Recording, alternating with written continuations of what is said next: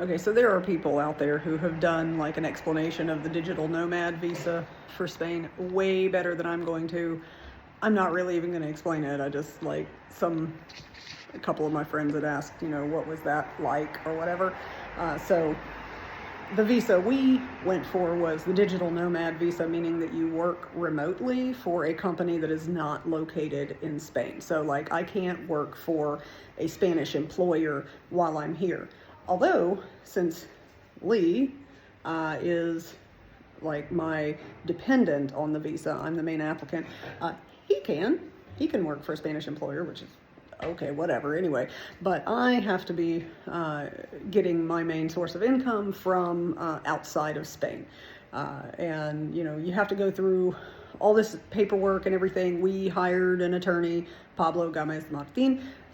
Thank you so much. He's amazing. Works out of Marbella. And his office is called Legal Point Spain. Highly recommend. Great pricing, great communication, awesome dude. So you have to have like a letter from your employer that authorizes you for a specific amount of time or an infinite amount of time, an unending amount of time that you're allowed to work remotely, so that they know that your employer knows that you're working remotely.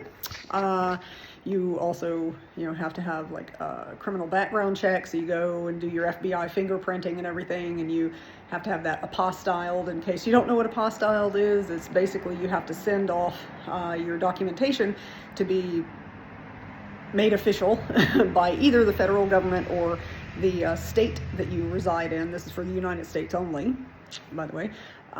So if it's a document such as like I had to submit my marriage license, marriage certificate, that's issued by the state of Mississippi for us.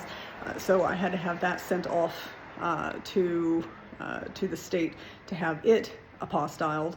And pretty much everything else that you submit that has to be apostilled is going to be apostilled by the state, except for the one thing, which is the FBI background check. And that has to be done federally, so you'll actually send that off to get a federal apostille, but that's the only one. It's the one that consequently takes the longest to get done. Doing your FBI fingerprinting and everything is actually relatively quick and simple if you go and have it done like at a post office, because they do the digital fingerprinting, and like we got our results back less than 12 hours. I think it was by the time we got home, we already had the results, and you just take those results, send them. You can print them off and mail them yourself and go through the whole process. We hired a company to do it for us, so we just sent them the PDF of the results, and they did it for us and kept track of everything and where it was, and then let us know when it was being mailed back to us with the apostille on it. And then we scanned those in and sent them to our visa attorney, Pablo, whenever we got them back. So like everything we submit is not physical copies. We scan the physical copies and we keep the physical copies of everything. But we just sent the scanned copies to our attorney, and that's what he submits to the Spanish government whenever we actually applied for the visa. So let's see. So like marriage certificate, we got that apostilled. You have to have a contract with your employer. So if you don't already have one, then you can just type one up and have somebody in human resources sign it, or your boss or whoever. But it has to detail like what your work consists of and like how often and stuff like that. And some of these documents have to be like sworn translated, which means officially there are translators that work, or not that work for, but that are officiated or something certified by the Spanish government to be translators, and you have to use one of them specifically for these certain documents. Others you can just have like translated through Google Translate or whatever, such as your CV when you turn that in, because you do have to turn in a CV. You have to get a couple of documents about your employer, such as like a certificate of good standing with the state. You can do that on your own or ask your employer to do it. You just have to contact, I think it was who did we go to? The state treasurer, I think. Anyway, nah. This is why you need a visa attorney. So submitted all that, got that off to the visa attorney, and then whenever we were ready and we were in Spain, because that's another part of it, is you can apply for the digital nomad visa in 2 different ways, or at least you could whenever we did. These requirements seem to change every couple of months. Another reason why it's good to have an attorney kind of helping you out there, because these things change and they don't tell you, and then sometimes the Spanish government officials are aware of the changes, sometimes they're not. But anyway, so when we applied, you could either do an application through like a Spanish official in the United States, like Spanish embassy or whatnot, and you would get approved just for a 1-year visa, and then you could apply for longer once you got to Spain. We did the one where you go to Spain and you apply from inside of Spain, because your initial approval can be up to 3 years, and so you know, we got the 3-year approval. But anyway, that may have changed by now. Like I said, it seems to change every few months. And who knows what it'll be in 3 years when we have to renew. Another reason to use a professional.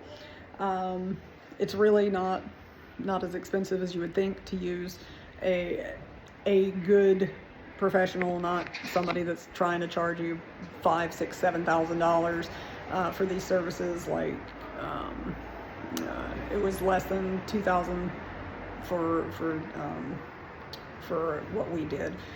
Anyway, so you get all your documentation together, scan it in, send it to your attorney, keep the physical documents and bring them with you, because you never know when you might need them, and you can use some of them on your renewal as well. So you want to hold on to them until your renewal also. And then, you know, we say, yep, we're ready, everything's in, and you know, Pablo submitted our visa application on October 8th. They then have 20 business days. They have a lot of holidays and stuff in Spain. They have 20 business days, the government does, to respond. And so ours was approved without asking for any additional information or anything on October 31st, which was great, because that makes it really easy to remember when we need to renew. 3 years on Halloween. So anyways, yeah, I know it's noisy. I have the window open and the street's like right there. But anyway, so excellent.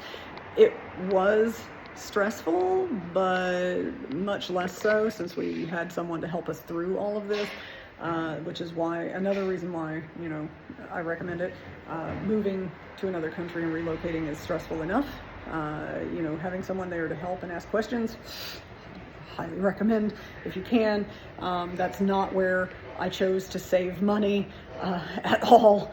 I wanted to, like, you know, guarantee as much as possible that we would get approved, because that'd be awful to uproot, and, you know, we're selling our place and everything, coming over here, and then we're turned down because we do something dumb on the application. So anyways, so we got all that through. Now we have further steps in the process we have to do. We already got our empadronamiento done, which is our padrone, which is like registering in the city hall. I had a video about that the day we went and did that. So that's great. Our next step is going to be getting fingerprinted and everything, getting our TIE card. And so we have to have an appointment for that, and then we have to go back and pick it up. Usually it's like several weeks after you've done your fingerprinting and everything that you pick it up, and it's very difficult to get appointments for that in the first place because so many people have come over here. So of course we have someone else who's helping us do that to help us get an appointment and go through the process and everything without screwing it up. Because again, this is just parts of moving that I don't want to screw up. Buying new furniture, I can screw that up, that's fine. Buying clothes over here, I can screw that up, it's fine. Buying food and discovering I don't like it, I can screw that up. Visa process and getting our residency settled and our tax residency and everything, we're going to hire a gestor, which is kind of like, I guess for lack of a better definition, it's like your accountant in the US. Spanish taxes are even more complicated possibly than the US taxes, and so even Spanish residents, they just rarely do their taxes themselves. They have a gestor do them for them, keep track of things, so we're going to do that as well.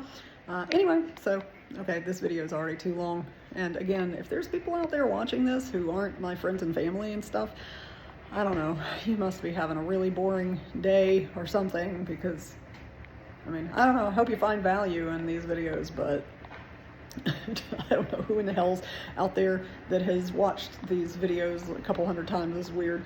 Anyway, okay, well, hope you have a great day, and we will continue on. Bye.